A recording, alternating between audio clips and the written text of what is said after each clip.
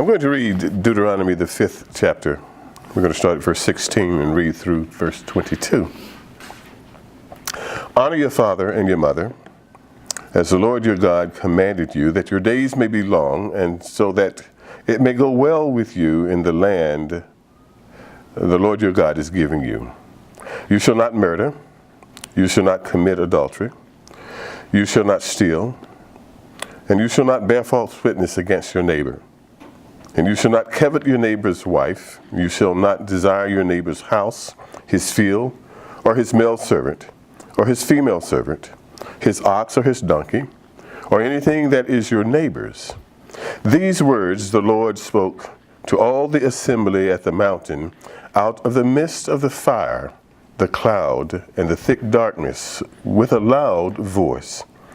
And he added no more. And he wrote them on 2 tablets of stone and gave them to me. Please be seated.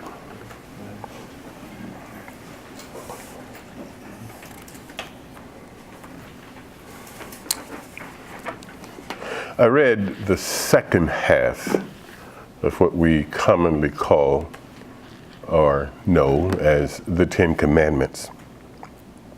Will you imagine the moment for just a moment? Roughly 3 months after the Exodus from Egypt, the people of God stand before him at this mountain. Not to diminish the powerful hand of God, nor the glorious displays of his power, nor to ignore the fact that God had indeed gotten glory over Pharaoh. Let us focus for just a moment on the fact that Moses had actually done it. And now he's come full circle. 3 months ago, God got Moses' attention by a bush that burned and was not consumed by its fire. This God sent him to Pharaoh with a simple message: let my people go that they may serve me. He promised Moses, I'll be with you. And when you have brought the people up out of Egypt, you will worship God on this mountain. He says that to him in Exodus, the 3rd chapter. So at the foot of this mountain, for about a year, God teaches this people how to worship him, how to covenant with him, how to trust him. And he began with the words that we call the 10 Commandments. Out of these 10 words, what's been assigned to me are the words, thou shalt not steal. We find them in Exodus 20 and 15, and Deuteronomy 5 and 19. And as I mentioned, when you take a look at the 10 Commandments and you look at them in a grand sense or a holistic sense, there are clearly 2 divisions. One, the first 4 that deals with our relationship with God. I am the Lord your God. You'll have no other God before me. You will not make a graven image or any form of anything. You'll not misuse the name of God, of the Lord your God, and you'll remember the Sabbath and keep it holy. The remaining 6 are ours, our relationship to each other. Honor your father and mother. I have to pause at this point and say, here God also instills something in dads that basically said, if you don't obey me, I'll kill you. I'll take you out, is what my father would say. So I don't think we need the 5th commandment, at least not as it related to our fathers. The 6th one was thou shalt not murder, thou shalt not commit adultery is 7, thou shalt not steal is 8, and 9 is don't give false testimony against your brother, and 10, you shall not covet your neighbor's house, wife, or property. And I stress this point because I believe the basis upon which we relate to each other is deeply entrenched in our relationship with God.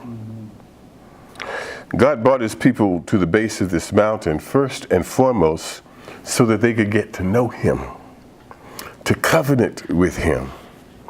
The covenant he made with Moses, he makes with them. That covenant was simply, I'll be with you.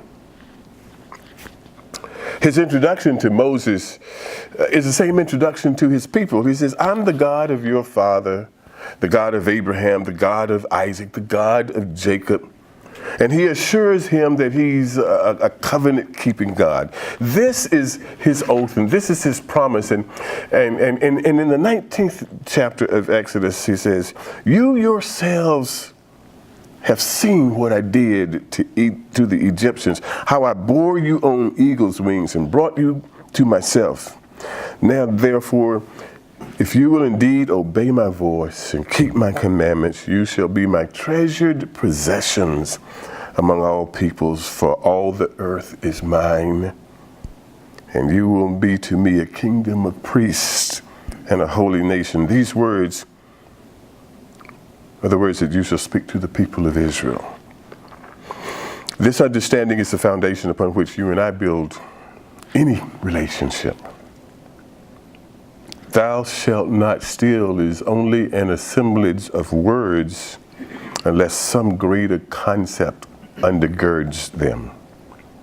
Whether the point of this command is actually referencing stealing men servants or men from one another and selling them for individual profits, or whether or not it's some act of pilfering food for consumption, at its heart, stealing involves an attempt to meet unfulfilled needs, be they real or perceived. If they are real, then I'm trying to satisfy my hunger, for instance, or my lack of provisions. If they are perceived, then I feel slighted, or I feel in some way deprived of what I believe is rightfully mine. And for instance, I covet and I act out on that motivation.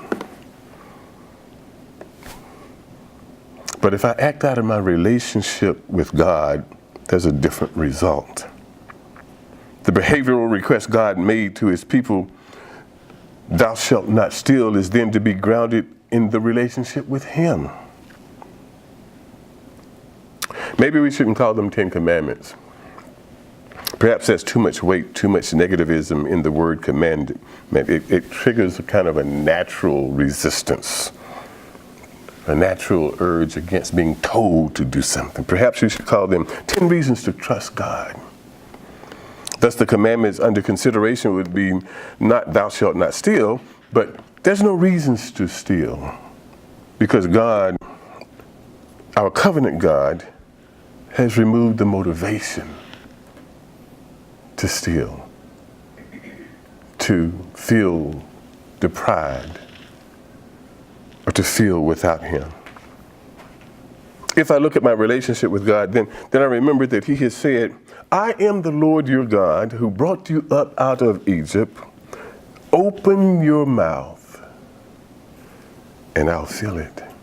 Perhaps if I look at that relationship I have with God and consider that as my motivation, then the passage, put me to the test, says the Lord of hosts, if I will not open the windows of heaven for you and pour down for you a blessing until there is no more need. For a year, God taught them who he was and demonstrated his awesome power before them, and he provided them, he clothed them, he protected them. Every aspect of their well-being was provided by him. These words, thou shalt not steal, and others, Moses said God spoke to the entire assembly out of the midst of the fire, the cloud, the thick darkness, and with a loud voice. And the people at the foot of the mountain reacted on the basis of how they perceived that relationship with God. Some determined that they would continue to be the source of their own provision, and so these words carry no weight, they have no meaning.